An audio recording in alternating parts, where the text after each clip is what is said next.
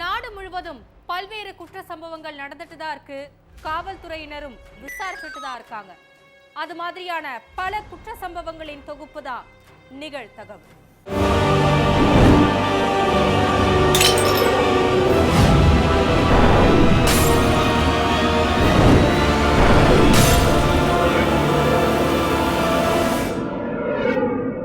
நிகழ்தகவு. நடு வீட்டில் உடல் முழுவதும் தீக்காயங்களோடு உயிருக்கு போராடி கொண்டிருந்த இளம்பெண். வீட்டில் இருந்து வீசிய பெட்ரோல் வாடையை கண்டு அதிர்ச்சி அடைந்த அக்கம் பக்கத்தினர். இளம்பெண்ணின் பக்கத்தில் கொலை வெறியுடன் நின்று கொண்டிருந்த கணவனை பிடித்து விசாரித்த போலீஸ். மனைவியை பெட்ரோல் ஊற்றி எரித்தது ஏன்?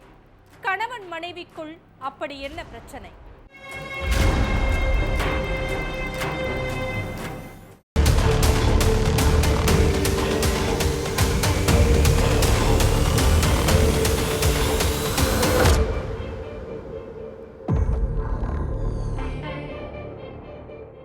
நைட்டு நேரம் வீட்டில் இருந்து திடீர்னு கல்யாணிங்கிற பெண்ணோட அலறல் சத்தம் கேட்டிருக்கு. சத்தத்தை கேட்ட அக்கம் பக்கத்து வீட்டுக்காரங்க கல்யாணியோட வீட்டுக்கு போயிருக்காங்க. அங்க நடு வீட்டில் இளம்பெண் உடல் ஃபுல்லா வெந்து போன நிலைமையில உயிருக்கு போராடிக்கிட்டு இருந்தாங்க. பொதுமக்களை பார்த்ததும் கணவன் மல்லிகார்ஜுனா அங்கிருந்து தப்பிச்சு ஓட பார்த்தார். ஆனா அவரை சுத்தி வளைச்சு கிராம மக்கள் பிடிச்சிட்டார். அடுத்து ஆம்புலன்ஸுக்கு ஃபோன் பண்ணி வர வச்சு கல்யாணியை மீட்டு ஹாஸ்பிட்டலுக்கு அனுப்பி வச்சார். இந்த விஷயத்தை கேள்விப்பட்டு ஸ்பாட்டுக்கு வந்த போலீஸ் பொதுமக்கள் பிடியில் இருந்த கணவர் மல்லிகார்ஜுனாவை கஸ்டடியில் எடுத்து விசாரிச்சாங்க. அதில் தான் மனைவியை பெட்ரோல் ஊற்றி எரிச்சது ஏன், கணவன் மனைவிக்கு இடையில என்ன பிரச்சனை ஏற்பட்டதுன்னு எல்லா விஷயமும் தெரிய வந்துச்சு. ஆந்திராவில் இருக்கக்கூடிய நந்திப்பூர் பகுதியைச் சேர்ந்தவர் மல்லிகார்ஜுனா. இவருக்கு 7 வருஷத்துக்கு முன்னாடி அதே பகுதியைச் சேர்ந்த கல்யாணிங்கிற பெண் கூட திருமணம் ஆகியிருக்கு. இந்த தம்பதிக்கு ஒரு மகளும் ஒரு மகனும் இருக்காங்க. மல்லிகார்ஜுனா கூலி வேலை செஞ்சுட்டு இருந்தார். இதுக்கிடையில இவருக்கு அதே பகுதியைச் சேர்ந்த சில நபர்களோட பழக்கம் ஏற்பட்டிருக்கு. அவங்களோட சேர்ந்து மது குடிக்கிறது, ஊர் சுத்துறதுன்னு இதையே பிழைப்பா வச்சிருந்திருக்காரு மல்லிகார்ஜுனா. மது போதைக்கு அடிமையான மல்லிகார்ஜுனா சரியா வேலைக்கு கூட போகாம பசங்க படிப்புக்காக சேர்த்து வச்ச பணத்தை திருடிட்டு போய் குடிச்சே அழிச்சிருக்கார். இதனால கணவன் மனைவி கடையில அடிக்கடி வீட்டுல பிரச்சனை ஏற்பட்டிருக்கு.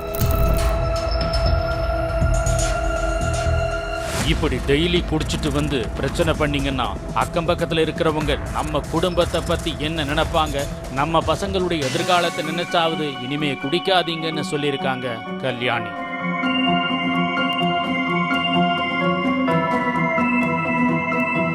ஆனா மனைவியோட அறிவுறுத்தலை ஒரு பொருட்டா கூட மதிக்காத கணவன் டெய்லியும் மது குடிச்சிட்டு வீட்டுக்கு வந்து பிரச்சனை பண்ணிக்கிட்டே இருந்திருக்கார். கொஞ்ச நாட்களுக்கு முன்னாடி மல்லிகார்ஜுனா மது குடிச்சிட்டு வீட்டுக்கு வந்திருக்கார். அப்போ மனைவி அவருக்கு சாப்பாடு கூட எடுத்து வைக்காம செல்போன் யூஸ் பண்ணிக்கிட்டு இருந்திருக்காங்க.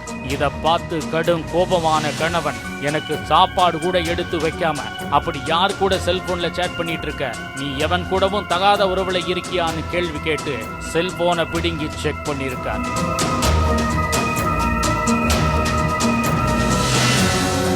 அடுத்து போன்ல இருந்த ஒவ்வொரு கான்டாக்டையும் எடுத்து இது யாரு அது யாருன்னு விசாரிச்சு மனைவியை போட்டு அடிச்சு சித்திரவதை பண்ணியிருக்கார். இதனால மனைவி நிம்மதியே இல்லாம அந்த வீட்டுல வாழ்ந்துகிட்டு இருந்திருக்காங்க.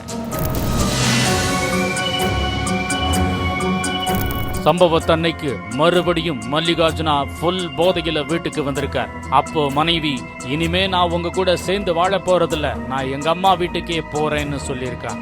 இதனால கடும் கோபமான கணவன் மனைவியை வீட்டுக்குள்ள இழுத்து போட்டு அடிச்சிருக்கார். அப்போ மனைவி மயங்கின நிலைமையில கிடந்திருக்காங்க. அடுத்ததா வீட்டுல இருந்த பெட்ரோலை எடுத்துட்டு வந்த அவரு அதை மனைவி மேல ஊத்தி தீ வச்சு கொளுத்திருக்கார்.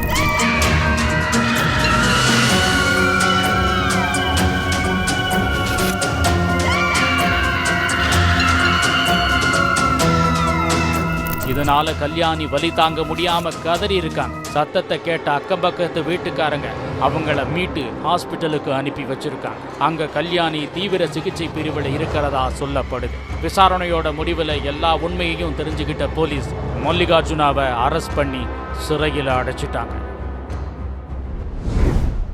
மனைவியுடன் அடிக்கடி தகராறில் ஈடுபட்டு வந்த கணவன் வீட்டிற்குள் இரத்த காயங்களுடன் இறந்து கிடந்த கொடூரம். தலையில் வெட்டுக்காயம், உடலில் இரத்த காயம் இருந்ததால் அதிர்ச்சி. சந்தேகத்தின் பேரில் மனைவியிடம் விசாரணை நடத்திய காவல்துறையினர். வீட்டில் இருந்தவரை கொன்றது யார்? நடந்தது என்ன?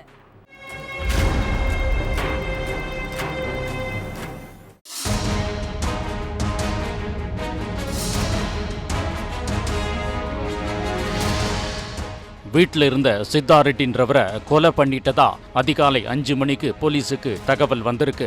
உடனே சம்பவ இடத்துக்கு போய் பார்த்தப்போ கை, கால், முகம், வயிறு, முதுகுன்னு உடம்புல எல்லா இடத்துலையும் ரத்த காயங்களோட சித்தா ரெட்டி இறந்து கிடந்திருக்கார். சடலத்தை கைப்பற்றின போலீஸ் போஸ்ட்மார்ட்டத்துக்கு அனுப்பி வச்சாங்க. வீட்டில் இருந்த சித்தா ரெட்டியுடைய மனைவி சுகாசினி கிட்ட விசாரணை பண்ணாங்க. நானும் பிள்ளைங்களும் மாடியில தூங்கிட்டு இருந்தோம். காலையில எழுந்து வந்து பார்த்தப்போ கணவர் கொலை செய்யப்பட்டு கிடக்கிறதா சொல்லி அழுதுருக்காங்க மனைவி சுகாசினி. அதுக்கப்புறம் சித்தா ரெட்டியை கொன்னது யாருன்னு கண்டுபிடிக்க விசாரணையில் இறங்கினாங்க போலீஸ். யார் கூடவாவது அவருக்கு முன்பகை இருக்கா, கொலை நடக்கிறதுக்கு 2-3 நாள் முன்னாடி யார் கூடவாவது சண்டை போட்டிருக்காராங்கிற கோணத்துல விசாரிச்சாங்க போலீஸ். அப்பதான் போலீஸுக்கு ஒரு அதிர்ச்சிகரமான விஷயம் தெரிய வந்திருக்கு. அது என்னன்னா, 2 நாள் முன்னாடி தான் கொல்லப்பட்ட சித்தா ரெட்டி மேல அவரோட மனைவி சுகாசினி போலீஸ் கம்ப்ளைண்ட் கொடுத்திருக்காங்க. அடுத்து அது என்ன கம்ப்ளைண்ட், கணவன் மனைவிக்குள்ள என்ன பிரச்சனைன்னு விசாரிச்சிருக்காங்க. அதுக்கப்புறம் போலீஸோட சந்தேகங்கள்லாம் ஒண்ணா விலக ஆரம்பிச்சிருக்கு. ஆந்திர மாநிலம் கடப்பாவை சேர்ந்த சித்தா ரெட்டிக்கும் பக்கத்து கிராமத்தை சேர்ந்த சுகாசினிக்கும் 8 வருஷத்துக்கு முன்னாடி திருமணம் நடந்திருக்கு. இவங்களுக்கு 5 வயசுல ஒரு மகனும் 3 வயசுல ஒரு மகளும் இருக்காங்க. வெளியூர்ல தங்கி வேலை பார்த்துட்டு இருந்த சித்தா ரெட்டி வேலை செட் ஆகாததுனால கடந்த 6 மாதங்களுக்கு முன்னாடி சொந்த ஊருக்கு திரும்பி வந்திருக்கார். இருந்த கொஞ்ச நஞ்ச பணத்தையும் வேலைக்காக இழந்துட்டதுனால ரொம்ப மன உளைச்சல்லையே இருந்திருக்கார். அந்த மன உளைச்சல் நாளாக மன அழுத்தமா மாறி ஒரு கட்டத்துல மனநல பாதிப்பா மாறி இருக்கு. 6 மாசமா எந்த வேலைக்கும் போகாம சித்தா ரெட்டி வீட்டிலேயே இருந்தார் அப்படின்னு சொல்றாங்க. அப்போ மனைவி சுகாசினி கூட அடிக்கடி தகராறு நடந்திருக்கு. ஒரு கட்டத்துல மனைவியோட நடத்தையில சந்தேகப்பட்ட சித்தா ரெட்டி தினமும் மது குடிச்சிட்டு வந்து சுகாசினிய சரமாரியா அடிச்சிருக்காரு. குழந்தைங்க முன்னாடி தகாத வார்த்தைகள்ல பேசி அடிச்சு துன்புறுத்தி எல்லை மீறி நடந்துட்டு இருந்திருக்காரு. ஒரு கட்டத்துல போலீஸ் ஸ்டேஷனுக்கு போய் கணவன் தன்னை அடிச்சு சித்திரவதை பண்றதா கம்ப்ளைண்ட் கொடுத்துட்டாங்க சுகாசினி. அதன் அடிப்படையில போலீஸ் சித்தா ரெட்டியையும் சுகாசினியையும் ஸ்டேஷனுக்கு வர சொல்லி விசாரிச்சிருக்காங்க. அதுக்கப்புறம் மனைவியை அடிக்காம ஒழுங்கா இருக்கணும்னு சித்தா ரெட்டிய காவலர்கள் எச்சரிக்கை பண்ணி அறிவுரை கூறி அனுப்பி வச்சிருக்காங்க. சரி, இனிமே கணவர் நல்லபடியா நம்ம கூட இருப்பாருன்னு நினைச்சு வீட்டுக்கு போனாங்க சுகாசினி. ஆனா போலீஸ் ஸ்டேஷனுக்கு போன மறுநாளே திரும்பவும் சித்தா ரெட்டி குடிச்சிட்டு வந்து சுகாசினிய கண்மூடித்தனமா அடிச்சிருக்காரு. வேலை கிடைக்காததுனால மனநலம் பாதிக்கப்பட்டு இப்படி நடந்துக்கிறார்னு சுகாசினி பொறுமையா இருந்திருக்காங்க. ஆனா ஒரு நாள் அட்ஜஸ்ட் பண்ணலாம், 2 நாள் அட்ஜஸ்ட் பண்ணலாம், தினமும் நரக வேதனையை அனுபவிக்க முடியுமா அப்படின்னு கோவப்பட்ட சுகாசினி குழந்தைங்களை கூட்டிட்டு நேரா தன்னோட பெற்றோர் வீட்டுக்கே போயிட்டாங்க. கண்ணை கசக்கிக்கிட்டே வீட்டுக்கு போனதும் என்னாச்சு, எதுக்கு அழுதுகிட்டே வர்ற அப்படின்னு அவங்க அப்பா கேட்டிருக்கார். தன்னுடைய கணவர் தினமும் குடிச்சிட்டு வந்து தன்னை தகாதபடி பேசி அடிக்கிறார்னு சொல்லி கதறி அழுதுருக்காங்க. அதுக்கப்புறம் 2 நாள் கழிச்சு மனைவியை சமாதானப்படுத்தி வீட்டுக்கு கூப்பிட்டுட்டு வந்த சித்தா ரெட்டி கொஞ்ச நாள் சைலண்டா இருந்திருக்கார். அதுக்கு பிறகு மறுபடியும் தன்னுடைய வேலையை காட்ட ஆரம்பிச்சிட்டாரு சித்தா ரெட்டி. சம்பவத்தன்னைக்கு மது போதையில மனைவி சுகாசினிய வாய்க்கு வந்தபடியெல்லாம் பேசியிருக்கார். அப்போ ஆத்திரமடைந்த சுகாசினி வீட்டில் இருந்த கோடாரியை எடுத்து கணவன் சித்தா ரெட்டிய கண்மூடித்தனமா வெட்டி கொன்னுட்டாங்க. அடுத்து யாருக்கும் சந்தேகம் வரக்கூடாது அப்படின்றதுக்காக கணவனை யாரோ கொலை பண்ணிட்டாங்கன்னு சொல்லி நாடகமாடி இருக்காங்க சுகாசினி. விசாரணையில மனைவி சுகாசினி தான் கொலையாளின்னு தெரிய வந்ததும் அவங்க மேல கொலை வழக்கு பதிவு செஞ்சு சிறையில் அடைச்சிருக்காங்க. சடலமாக கிடந்த இளைஞர், தனது கணவன் இரவு முழுவதும் மது குடித்துவிட்டு உயிரிழந்து விட்டதாக நாடகமாடிய மனைவி, உயிரிழந்தவரின் கழுத்தில் காயங்கள் இருந்ததால் சந்தேகமடைந்த போலீசாரின் விசாரணையில் முன்னுக்கு பின் முரணாக பதிலளித்த மனைவி, விசாரணையில் ஆட்களை ஏவி கட்டிய கணவனை மனைவியே கொலை செய்தது அம்பலம். கணவன் கொலை செய்யப்பட்டது ஏன்? கொலை சம்பவத்தில் ஈடுபட்ட நபர்கள் யார்?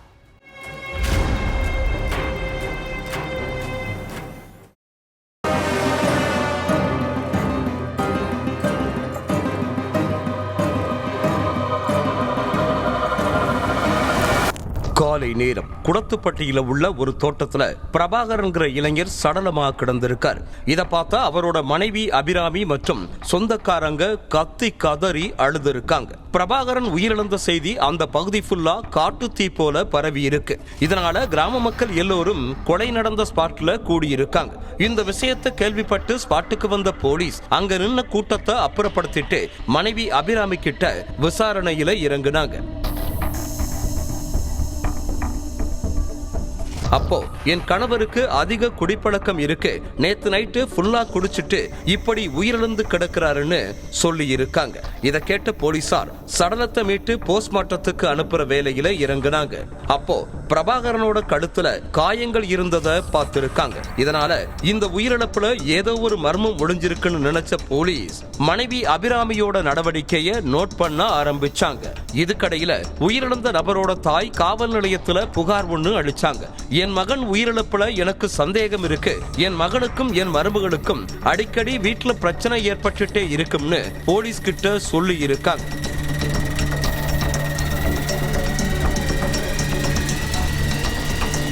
இதனால மருமகள் அபிராமி கிட்ட இருந்து விசாரணையை ஸ்டார்ட் பண்ணி இருக்காங்க போலீஸ். முதல்ல அவங்களோட செல்போனை பிடுங்கி செக் பண்ணி இருக்காங்க.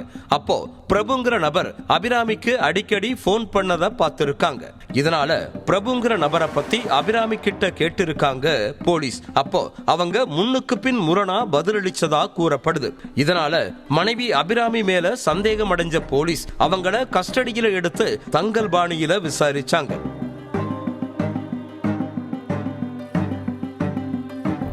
திருச்சியில உள்ள குடத்துப்பட்டியை சேர்ந்தவர் பிரபாகரன். இவருக்கு அபிராமிங்கிற மனைவியும் 9 மற்றும் 6 வயசுல 2 மகன்களும் இருக்காங்க. இவரு வையம்பட்டியில உள்ள ஒரு டாஸ்மாக் மதுபான கடையில வேலை பார்த்துட்டு இருந்திருக்காரு. காலையில வேலைக்கு போற பிரபாகரன் நைட்டு தான் வீட்டுக்கு திரும்புவார். அந்த நேரத்துல மனைவி வீட்டுல தனியா இருந்திருக்காங்க. இதுக்கிடையில அபிராமிக்கு அதே பகுதியை சேர்ந்த உறவினரான பிரபு கூட பழக்கம் ஏற்பட்டிருக்கு. இந்த பழக்கமே இவங்களுக்குள்ள தகாத உறவா மாறி இருக்கு. கணவர் வீட்டுல இல்லாத நேரத்துல பிரபுவை அடிக்கடி வீட்டுக்கு கூப்பிடுற அபிராமி அவர் கூட தனிமையிலையும் இருந்திருக்காங்க.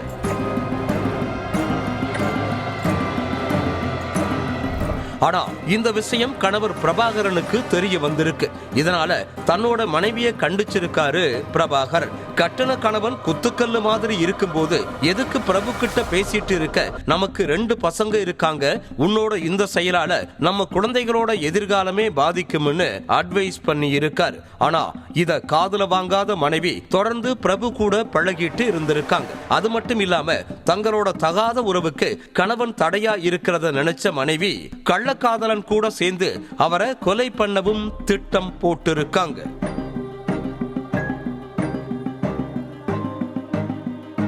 இந்த கொலை திட்டத்துல பிரபு தன்னோட நண்பர் சரவணனையும் கூட சேர்த்துக்கிட்டார். சம்பவத்தன்னைக்கு வேலைக்கு போயிட்டு வீட்டுக்கு வந்திருக்காரு பிரபாகரன். அப்ப அவரோட வீட்டுக்கு போன சரவணன், நம்ம 2 பேரும் ஒன்னா உட்கார்ந்து மது குடிச்சு ரொம்ப நாள் ஆச்சு, அதனால பக்கத்துல உள்ள தோட்டத்துக்கு போயிட்டு மது குடிக்கலாம்னு கூப்பிட்டு இருக்காரு. அதுபடி 2 பேரும் அங்க உட்கார்ந்து மது குடிச்சிருக்காங்க. பிரபாகரனுக்கு சரவணன் அதிகப்படியான மதுவை ஊத்தி கொடுத்திருக்காரு. அந்த நேரத்துல அங்க வந்த பிரபு பிரபாகரனை போட்டு சரமாரியா அடிச்சிருக்காரு.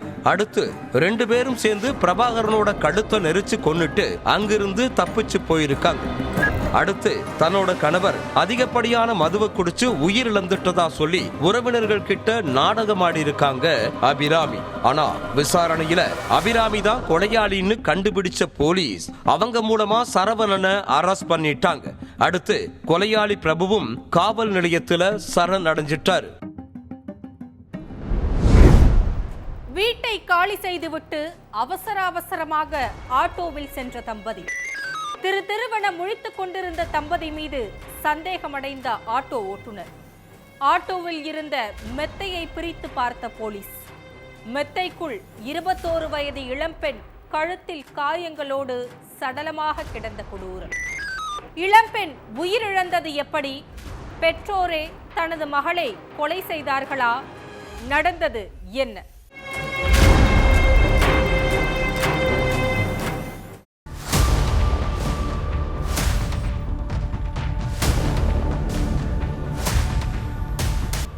நைட்டு நேரம் ஹவுஸ் ஓனரோட வீட்டு கதவை தட்டுன பாரதிங்கிற பெண், நாங்க அவசரமா வெளியூர் போறோம், அதனால இன்னையோட வீட்டை காலி பண்ணிக்கிறோம்னு சொல்லியிருக்காங்க.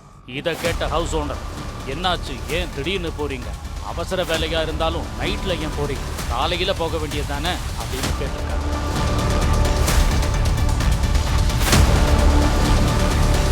அதுக்கு பாரதியும் அவங்களோட கணவரும் எந்த ஒரு பதிலையும் சொல்லாம ஆட்டோவை வர வச்சு பேக் பண்ண பொருட்களை ஆட்டோவில் ஏற்றிக்கிட்டு கிளம்பிட்டார். அப்போ ஆட்டோ டிஸ்கான் சௌபலி பகுதி கிட்ட நெருங்கினப்ப பாரதி மற்றும் அவரோட கணவரின் நடவடிக்கையில் ஆட்டோ ஓட்டுநருக்கு சந்தேகம் ஏற்பட்டிருக்கு. அதனால ஆட்டோ ஓட்டுநர், எதுக்கு இப்படி திருன்னு முழிச்சிட்டு வர்றீங்கன்னு கேட்க, 2 பேரும் எங்ககிட்ட எதுவும் கேள்வி கேட்காத, ஒழுங்கா நாங்க சொன்ன இடத்துக்கு போன்னு சொல்லியிருக்காங்க. இதனால கோபமான ஓட்டுநர் இதை பத்தி போலீஸுக்கு ஃபோன் பண்ணி தகவல் சொல்லிட்டார்.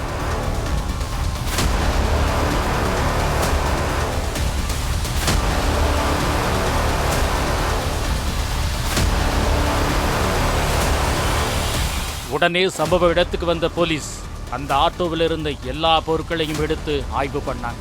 அப்போ அதுல இருந்த மெத்தைக்குள்ள நந்தினிங்கிற பெண் கழுத்துல காயங்களோட உயிரிழந்து கிடந்தாங்க. இதை பார்த்த போலீஸ், இந்த பெண் யாரு, எப்படி உயிரிழந்தாங்கன்னு கேட்டிருக்காங்க. அதுக்கு பாரதி, இது என்னோட மகள் தான், லவ் மேட்டர்ல சூசைட் பண்ணிக்கிட்டாங்கன்னு சொல்லியிருக்காங்க.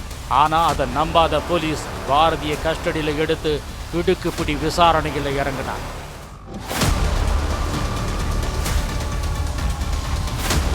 மகாராஷ்டிராவில் இருக்கக்கூடிய சத்ரபதி சம்பாஜி நகர் வாலூஜ் பகுதியை சேர்ந்தவங்க பாரதி.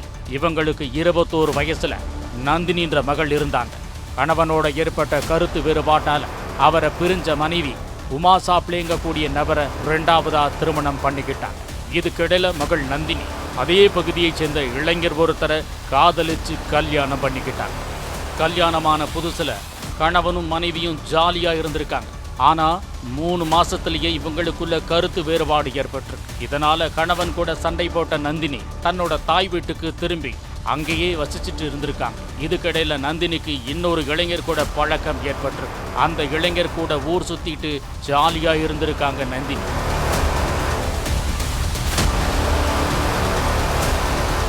அதுக்கடுத்து 2 பேரும் கல்யாணம் பண்ணிக்க முடிவு பண்ணியிருக்காங்க. இதை பத்தி நந்தினி தன்னுடைய தாய் பாரதி கிட்ட பேசியிருக்காங்க. அதுக்கு பாரதி, நீ 2வது கல்யாணம் பண்ணிக்கிட்டா நம்ம சொந்தக்காரங்க எல்லாம் தப்பா பேச ஆரம்பிச்சிருவாங்க, உன்னால நானும் வெளியே தலை காட்ட முடியாது, அக்கம் பக்கத்துல உள்ளவங்க நம்மளை மதிக்க மாட்டாங்கன்னு சொல்லியிருக்காங்க. இதை கேட்டு ஆத்திரமடைஞ்ச நந்தினி, எனக்கு இவ்வளோ அட்வைஸ் பண்ற, ஆனா நீ மட்டும் எதுக்கு 2வது கல்யாணம் பண்ணிக்கிட்டேன்னு கேட்டிருக்காங்க. இதனால தாய் மகளுக்கு இடையில பயங்கரமான பிரச்சனை ஏற்பட்டிருக்கு.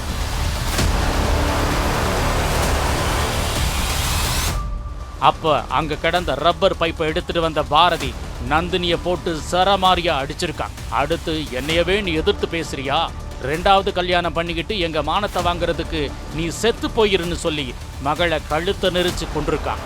அடுத்து தன்னோட 2வது கணவருக்கும் சகோதரருக்கும் ஃபோன் பண்ணி நடந்த எல்லாத்தையும் சொன்ன பாரதி அவங்கள நேர்ல வர வச்சு சடலத்தை காட்டு பகுதியில் வச்சு எரிச்சிடலாம்னு திட்டம் போட்டிருக்காங்க. அதுபடி 3 பேரும் சடலத்தை ஒரு மெத்தைக்குள்ள வச்சு கைத்தால கட்டியிருக்காங்க. அடுத்து எல்லா பொருட்களையும் பேக் பண்ணி ஹவுஸ் ஓனர்கிட்ட வீட்டை காலி பண்றதா சொல்லிட்டு ஒரு ஆட்டோவை வர வச்சு அதுல பொருட்களை ஏத்திக்கிட்டு கிளம்பி இருக்காங்க.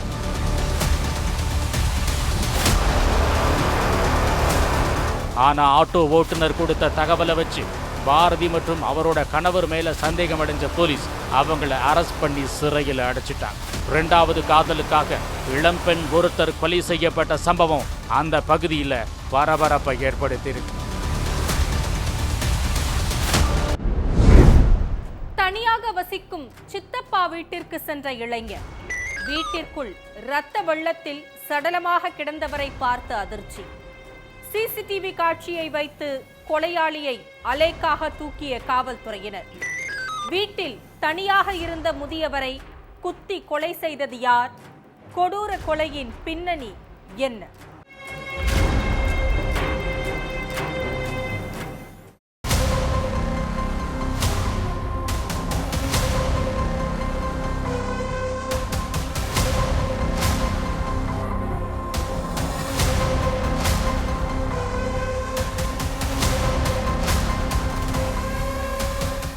இரவு 9 மணி இருக்கும். வீட்டு பக்கத்துல உள்ள தன்னோட சித்தப்பா பாலகிருஷ்ணன் வீட்டுக்கு போயிருக்காரு இளைஞர் விக்னேஷ். அப்போ வீடு வெளிப்பக்கமா பூட்டி இருந்திருக்கு. வழக்கமா எங்க போனாலும் சொல்லிட்டு போவாரேன்னு நினைச்ச விக்னேஷ் யதார்த்தமா ஜன்னல் வழியா எட்டி பார்த்திருக்காரு. அப்போ பாலகிருஷ்ணன் ரத்த வெள்ளத்துல சடலமா கிடந்ததை பார்த்ததும் ஒரு நிமிஷம் ஈரக்குலையே நடுநடுங்கி போயிருக்கு.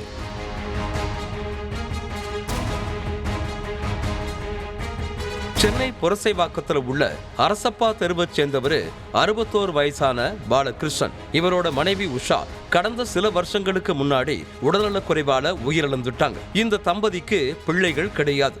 மனைவி உயிரிழந்ததுக்கு அப்புறம் பாலகிருஷ்ணன் தனியா தான் வாழ்ந்துட்டு வந்திருக்காரு.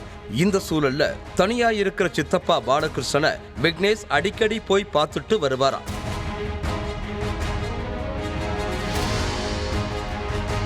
அப்படித்தான் சம்பவத்தன்னைக்கு சாயங்காலம் வழக்கம் போல விக்னேஷுக்கு போன் பண்ண பாலகிருஷ்ணன் செல்போனுக்கு பேக் கேஸ் வேணும், வாங்கிட்டு வான்னு விக்னேஷ் கிட்ட சொல்லி இருக்காரு. அவரும் வேலைகளை எல்லாம் முடிச்சுட்டு பேக் கேஸ் வாங்கிட்டு வீட்டுக்கு போனப்ப பாலகிருஷ்ணன் தலை குப்புற விழுந்த நிலையில ரத்த காயங்களோட சடலமா கிடந்திருக்காரு. சித்தப்பா கொடூரமான முறையில இறந்து கிடந்ததை பார்த்து துடிதுடிச்சு போன விக்னேஷ் உடனடியா போலீஸுக்கு தகவல் சொல்லி இருக்கார்.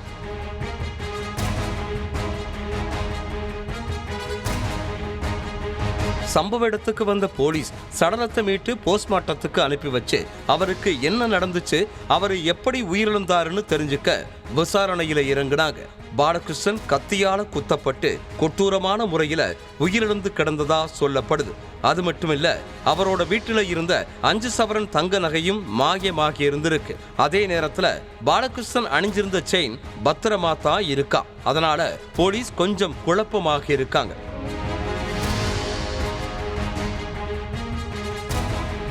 அடுத்ததா வீட்டுக்குள்ள இருந்த பீரோ திறந்த நிலையிலேயே இருந்திருக்கு. பீரோவுக்குள்ள பாலகிருஷ்ணன் கொஞ்சம் பணமும் வச்சிருந்ததாகவும் அந்த பணமும் மாயமாகி இருக்கிறதாகவும் சொல்லப்படுது. பாலகிருஷ்ணன் தனியா இருக்கிறது தெரிஞ்ச யாரோ அவரை அடிச்சு கொன்னுட்டு நகைகளை திருடிட்டு போயிருப்பாங்களோங்கிற சந்தேகம் எழுந்துச்சு.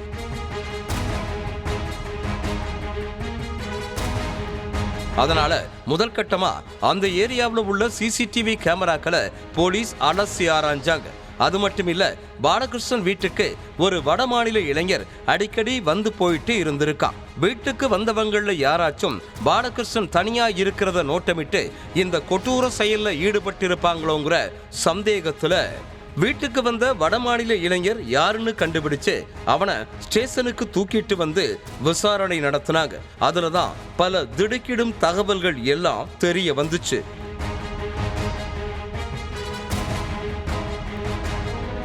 பீகார் மாநிலத்தை சேர்ந்த ஷியாம் மாத்தேவ் அண்ணா நகர்ல உள்ள துணி கடையில ஹவுஸ் கீப்பிங் வேலை பார்த்துட்டு இருந்திருக்கான். அதே கடையில தான் பாலகிருஷ்ணனும் கடந்த சில வருஷங்களுக்கு முன்னாடி வேலை பார்த்துட்டு இருந்திருக்கார். ஒரே கடையில வேலை பார்த்துட்டு இருந்த போது 2 பேத்துக்கும் இடையில பழக்கம் ஏற்பட்டு அடிக்கடி நேர்ல சந்திச்சு பேசி இருக்காங்க. சம்பவத்தன்னைக்கு ஷியாமும் பாலகிருஷ்ணனும் ஒன்னா உட்கார்ந்து மது குடிச்சிட்டு இருந்திருக்காங்க. அப்போ ஏற்கனவே வறுமையில இருந்த ஷியாமுக்கு பணம் தேவைப்படவே பாலகிருஷ்ணன் கிட்ட கேட்டிருக்கான். அதுக்கு பாலகிருஷ்ணன் என்கிட்ட பணம் எல்லாம் இல்லைன்னு சொல்லவே ஆத்திரமடைஞ்ச ஷியாம் அவரை கீழே தள்ளி கத்தியால குத்தி கொடூரமான முறையில கொன்னுட்டு அவர் வீட்டுல இருந்த 5 சவரன் நகையையும் பீரோவுல இருந்த பணத்தையும் எடுத்துக்கிட்டு அங்கே இருந்து தப்பிச்சு போயிருக்கான். விசாரணையில ஷியாம் தான் கொலையாளி அப்படிங்கிறது தெரிய வந்ததும் அவன் மேல கொலை வழக்கு பதிவு செஞ்ச போலீஸ் அவனை அரெஸ்ட் பண்ணி சிறையில தள்ளிட்டாங்க. ஒவ்வொரு குற்றங்களின் முடிவும் சட்டத்தின் கையில். விசாரணை தொடரும். பார்க்கலாம் அடுத்த நிகழ்தகவில்.